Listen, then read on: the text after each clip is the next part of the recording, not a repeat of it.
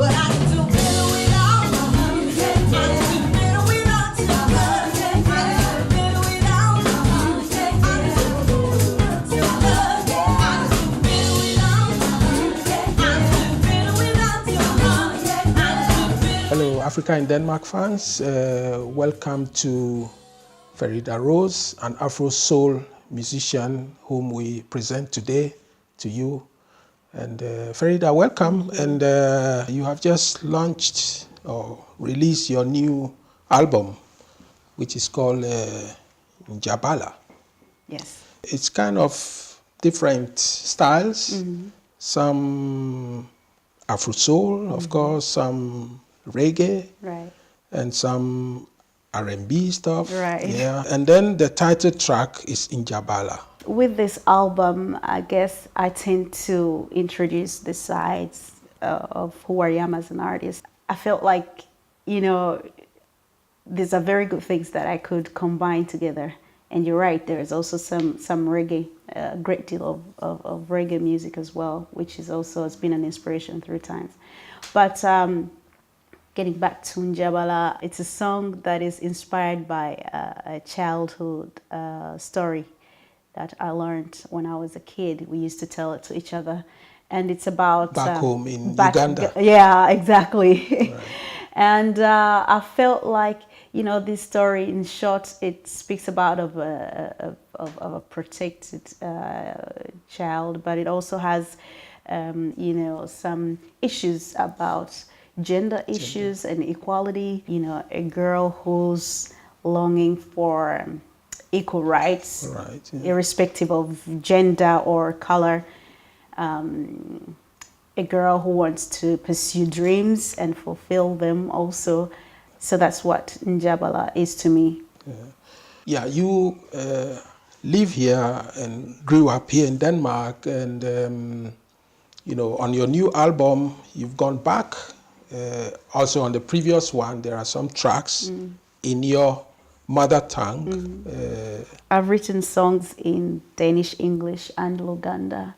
It's very important to me to put that also in my music because it's part of my identity. Yeah. So the songs that I've written in Luganda have some way challenged me to go back to what I learned, and also challenged me to focus on whom I am, you know, having had a Ugandan background in a new country. Of course, when it comes to music, language is not a barrier in a way.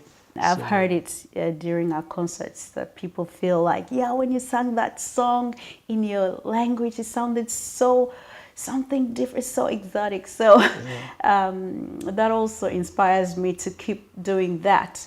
And also I think in the country that we now live in Denmark, where, you know, there, I would say, powers that try to marginalize us, you know, to tear us apart and try to let people, you know, identify themselves how Danish they are, or how African, or what color they are, stuff like that. That doesn't really matter. And it doesn't really matter. Yeah. But and yet I think that having a language as from my background, it gives me strength. It gives me the knowledge of where I've come from and where I am right now. And singing in your own language is also giving back to your roots. Yes, I think. Yes, Yeah. yes, yes.